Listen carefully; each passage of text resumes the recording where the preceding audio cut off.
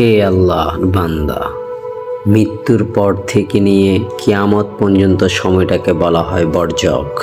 আর আপনি অবশ্যই জানেন যে আখিরাতের প্রথম মঞ্জিল হলো কবর।